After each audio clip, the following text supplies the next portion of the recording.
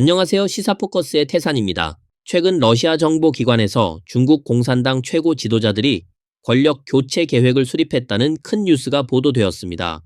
중공 고위층이 이미 권력 교체 방안을 마련했다는 소식입니다.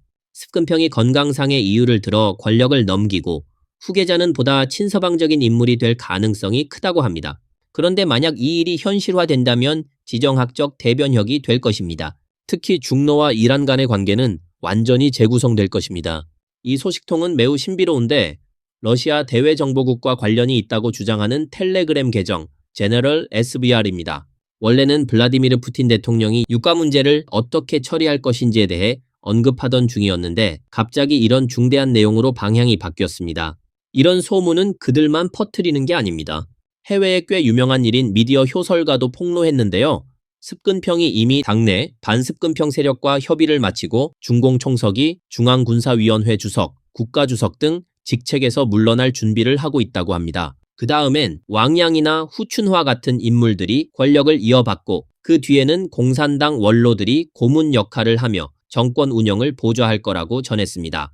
그렇다고 습근평의 건강 상태가 최근 몇 달 동안 비밀이었던 것도 아닙니다. 폭로에 따르면 그는 심장마비를 3차례 연속으로 겪었다고 합니다. 제너럴 SVR는 12일 다시 메시지를 전했는데요. 정치국이 받은 보고서에 따르면 중국에서 권력 교체가 일어날 가능성이 있으며 새로운 인물은 습근평보다 더 자유로운 성향일 수 있다. 이는 중국과 서방이 주요 문제에서 곧 합의에 이를 수 있음을 의미하며 이는 러시아와 이란의 이익에 손해를 끼치게 될 것이다. 그들은 말하길 푸틴은 현재 글로벌 유가 하락 문제를 해결하기 위해 정치적 음모를 꾸미고 있으며 트럼프와도 일정한 소통을 하고 있다고 합니다. 그는 미국에 유리하지만 이란이 도저히 받아들일 수 없는 조건들을 제시했다고 합니다. 한편 러시아 지도부는 중공 고위 관계자들과 함께 테헤란이 워싱턴이 제안한 조건들을 거부하도록 독려했으며 심지어 이미 합의된 타협 안마저도 거부하게 만들었다고 합니다. 게시물에 따르면 이러한 정책들이 어느 정도 성과를 거두고는 있지만 이 일련의 음모에서 가장 약한 고리는 중공 지도자인 습근평의 건강 상태라고 전했습니다. 작년 중공 제3차 중앙전회 이후부터 습근평의 건강 상태가 좋지 않다는 소문이 돌기 시작했고 권력이 점차 주변으로 넘어가고 있다는 말도 무성하게 퍼졌습니다. 가장 최근에 나온 이야기는 스파, 왕상으로 이는 전 정치국 상무위원이었던 왕양이 정계에 복귀할 것이며 심지어는 이미 교체 일정표까지 있다는 내용입니다. 시사평론가 당정원은 이 같은 폭로가 제너럴 SVR의 주장과 기본적으로 같은 정보를 가리키고 있다고 말하며 진지하게 고려해볼 만하다고 평가했습니다. 상무위원 명단 같은 세부 사항은 정확하지 않을 수 있지만 전체적인 절차와 방식은 중공의 일관된 스타일에 부합한다는 겁니다. 그들은 분명 이번 권력 교체를 합법적이고 정상적인 인사 교체처럼 포장할 것이라고 했습니다. 캐나다에 거주하는 유명 문화학자 문조 씨는 스파 왕상이라는 표현에 대해 이는 사실 해외 일인 미디어들이 품고 있는 일종의 기대와 추측에 불과하다고 분석했습니다. 그는 이것이 습근평 이후 시대를 상상하는 과정에서 만들어진 가장 널리 통할 수 있는 최대 공약수적 해석이라고 평가했습니다. 습근평파 내에는 정설상, 진길령 같은 젊은 인물들이 있어 차기 지도자로 거론되고 있습니다. 하지만 반습근평파는 이들을 받아들이지 않습니다. 이유는 습근평파 인물이 후계자가 될 경우 결국 배후에서 습근평이 권력을 계속 조종할 것이라는 우려 때문입니다. 오히려 반습근평파는 시장화 성향이 강한 공청단파를 더 긍정적으로 바라보고 있는 분위기입니다. 하지만 공청단파의 온가보는 나이가 너무 많아 전면에 나서기에 적합하지 않기 때문에 반습근평파는 상대적으로 젊은 왕양과 후춘화에게 시선을 돌리고 있습니다. 문조 씨는 이러한 소문에 대해 개방적인 태도를 보이고 있으며 비록 많은 부분이 희망과 추측에 기반한 것일지라도 이런 정치적 소문은 일정한 역할을 한다고 보고 있습니다. 충분히 많은 사람이 믿기 시작하면 실제 정세에 영향을 미칠 수 있기 때문입니다. 그는 또한 이러한 정치적 소문에 대해 굳이 부정하거나 비판할 필요는 없다고 말합니다. 중공이 가장 두려워하는 것은 바로 이런 연쇄적인 소문들로 인해 사람들이 더 이상 습근평이 권력을 굳건히 장악하고 있다는 말에 신뢰를 갖지 않게 되는 것이기 때문입니다. 그리고 실제 결과로 봐도 많은 소문이 전혀 근거 없는 것이 아니었음을 알 수 있습니다. 예를 들어 당시 외교부 장관인 진강이 갑자기 사라졌고 이상복이 체포됐으며 허기량이 사망한 사건 등은 모두 처음에는 루머로 떠돌았지만 결국 사실로 드러났습니다. 사실 지금 중남해의 권력 이동은 단지 정치적인 소문 속에서만 나타나는 것이 아니라 공식 언론에서도 가끔 단서를 흘리곤 합니다. 그래서 이러한 폭로와 소문을 가볍게 여겨서는 안 됩니다. 중공 고위층은 지금 적지 않은 동요를 겪고 있으며 누가 권력을 잡고 누가 하야 할지가 점점 더 뚜렷해지고 있는 상황입니다. 우리는 앞으로도 계속 주시할 것입니다. 이번 권력 교체는 결코 단순하지 않을 것입니다. 한편 우리는 이렇게 말합니다.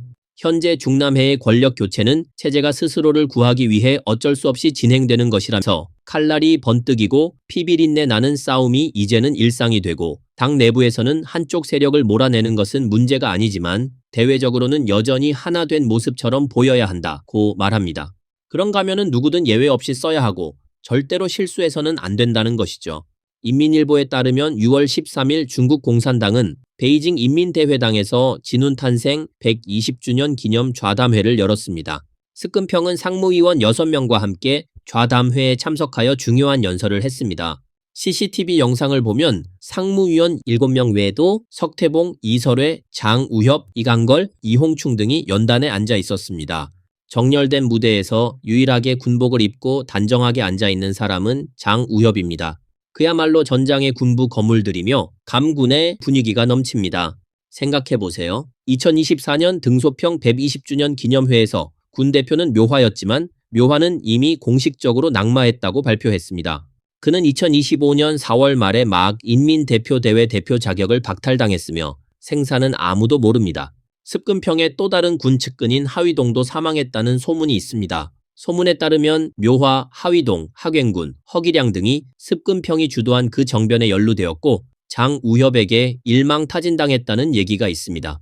현재 장우협은 군권을 독점 장악하고 있으며 진운 추모 행사에 참석한 것도 명백히 감시 장군으로 등장한 것이라는 해석이 나옵니다. 우리가 주석단 아래 첫 줄을 다시 보면 호춘화, 왕소홍, 진일신, 이철영, 공정, 손신양 등 9세대와 신세대 정치 인사들이 모두 무표정한 얼굴에 공허한 눈빛을 하고 있었고 어떤 열정도 느껴지지 않았습니다. 또한 진운의 자녀들인 진원, 진위력, 진방, 진위화, 진위란을 비롯해 모신우, 류원, 주병덕, 주화평, 임원방, 진호소, 도사량 등 개국 원로들의 빨갱이 2세대들 역시 현장에 모두 참석했습니다. 하지만 이들 모두 활기라고는 전혀 찾아볼 수 없었고 표정은 매우 침울했습니다. 솔직히 말해서 습근평의 권력은 공식 발표는 없지만 이미 과거에 일이 된 것이며 이들 대부분은 습근평을 지지하기 위해 온 것이 아니라 새 중앙정부가 연출한 진운 탄생 기념 정치쇼의 조연일 뿐입니다. 이번 기념식은 이례적으로 전국인민대표대회 상임위원장인 조락제가 주관했습니다. 조락제는 전 강택민파의 유력 인사로 습근평과 관계가 좋지 않은 인물입니다. 올해 양회에서도 공개적으로 습근평과 갈라서는 모습을 보였죠. 반면 작년 등소평 탄생 120주년 기념식은 채기가 주관했는데 채기는 최근에도 정치적 스펙트럼에서 주목받는 인물입니다. 외부에서는 습근평의 권력이 이미 주변으로 흩어졌다고 보고 있으며 채기는 여러 차례 공개적으로 습근평과 결별하는 모양새를 취했다는 평가입니다. 그리고 비교해보면 2024년 등소평 120주년 기념식의 위상은 올해 진운 기념식보다 확연히 높았다고 볼 수 있습니다. 당시 등소평 기념식에는 국가 부주석인 한정도 참석했으나 올해 진운 기념식에는 한정이 나타나지 않았습니다. 또 등소평 고향인 사천성석이 왕요휘가 연설했지만 올해는 진운의 고향인 상해에서 대표 발언을 한 이는 진길령이 아니라 그의 부인 공정입니다. 전반적으로 올해 진운 기념식의 홍보 분위기와 스케일은 작년 등소평 기념식에 훨씬 못 미쳤습니다. 여러분이 꼭 알아야 할 것은 진운은 등소평 시절 당내에서 등소평 다음으로 실권을 쥐고 있던 인물이라는 점입니다. 지금 중공의 권력 귀족 체계, 권력 세습 방식은 모두 진운이 주도해 만든 구조입니다. 진운의 노선은 가족 정치와 혈통 중심주의를 당내에 뿌리내리게 했습니다. 그가 남긴 4대 유후는 다음과 같습니다. 첫 번째, 중국인은 다루기 쉬우며 굶어 죽어도 반란은 일으키지 않는다. 두 번째, 당내 투쟁에서 피를 보지 말라. 그렇지 않으면 후손들이 서로 얼굴을 못 보고 산다. 세 번째, 권력은 반드시 우리 자식들에게 물려줘야 한다. 그렇지 않으면 훗날 조상 무덤까지 파헤쳐질 것이다. 네 번째, 언론법은 절대 도입해선 안 된다. 장개석이 그 시절 언론법을 시행했기에 우리가 그 틈을 타 그를 대만으로 몰아낼 수 있었다. 당은 반드시 언론을 장악해야 한다. 이 네 가지 유후는 중공이 민주주의를 거부하고 독재 체제를 유지하는 금과 옥조처럼 여겨졌으며 권력의 사유화와 파벌화의 핵심으로 작용했습니다. 진우는 또 이렇게 말했습니다. 결국 믿을 수 있는 건 우리 자식들 뿐이다. 자기 조상 무덤을 파헤치지는 않을 테니까 이 강산은 우리가 싸워서 얻은 것이니 당연히 그 강산을 이어받을 사람도 우리의 자식이어야 한다. 그는 심지어 중공 고위층 가정마다 최소 한 명은 정치에 진출해 권력을 잡고 나머지는 하해해야 한다. 즉 민간 경제 분야로 나가 돈을 벌어야 한다고 제안했고 이 제안은 등소평의 지지를 받았습니다. 자세한 일화를 하나 더 보자면 1980년 11월부터 1981년 초까지 중공은 정치국 특별회의를 열어 강청의 형량을 논의했습니다. 강청은 모택동의 아내이자 가장 충직한 비서로서 혁명과 전쟁의 마지막 시기를 함께 겪었습니다. 등소평은 사형을 주장했지만 진우는 강력히 반대하며 당내 투쟁의 사형을 남용해선 안 되고 당내 분위기를 망쳐선 안 된다고 했습니다. 그는 심지어 이 반대 의견을 반드시 회의록에 기록하여 후세가 책임지도록 하자고 요구했습니다. 최종적으로 재판 대상자 명단은 당초 100여 명에서 10명의 주요 인물로 축소되었고 이는 바로 진운의 의견을 따른 결과였습니다. 시진핑이 지금 자리에 오를 수 있었던 것은 직접적이든 간접적이든 모두 진운 노선 덕분이었다고 할 수 있습니다. 그는 빨갱이 2세대로서 진운이 강조했던 권력은 자식에게 넘겨야 한다는 기준에 부합했고 강택민이 집권하게 된 것도 진운이 직접 밀어붙인 결과였습니다. 이후 강택민이 후계자로 시진핑을 선택한 것도 결국 이 노선의 연장이었다고 볼 수 있습니다. 2025년 6월 13일 시진핑은 진운 탄생 120주년 기념식에서 다음과 같이 말했습니다. 진우는 두 가지 무조건 추종, 사상 족쇄를 깨고 역사적 전환을 추진하는 데 중요한 역할을 했으며 중요한 역사적 시기에 단호히 등소평의 개혁 개방을 지지했고 등소평의 핵심 지위와 당 중앙의 권위를 수호했다. 이 발언은 마치 등소평 시대의 정통 교과서를 읊는 듯한 느낌을 줍니다. 하지만 보십시오. 습근평이 집권한 지 10년이 넘었는데도 그는 종신제 복귀와 당내 독재 체제를 추진했고 등소평의 개혁 개방 노선을 버리고 모택동의 좌경 노선을 재도입했습니다. 역사적으로 후퇴하는 길을 걸었으며 전랑 외교를 벌였습니다. 당내에서는 스탈린식 대숙청을 실행했고 채기와 습근평 일파가 전 권력을 장악했습니다. 습근평 사상을 사람들의 머리와 마음속 깊숙이 침투시켰으며 이는 화국봉 시절에 두 가지 무조건조차 뛰어넘는 수준입니다. 결국 정치 시스템은 엉망이 되었고 국제관계도 큰 타격을 입었습니다. 경제와 민생은 무너졌고 사회는 동요했으며 군심과 민심도 모두 흔들렸습니다.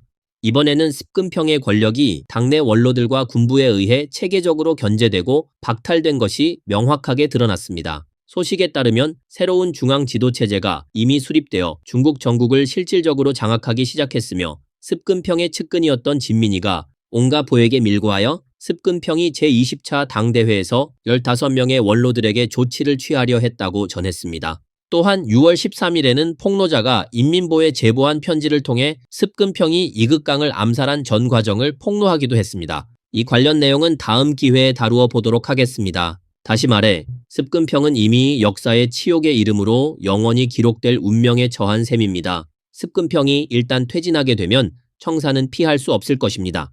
최근 중공군보가 연이어 8편의 글을 발표하며 은유적으로 습근평을 겨냥했고 심지어 습근평과 팽여원 부부에게 정면으로 경고의 칼날을 들이댔습니다. 이런 생사가 달린 시기에 습근평은 갑자기 진운 기념일을 계기로 등소평을 치켜 세우고 모택동을 낮추는 모습을 보였습니다.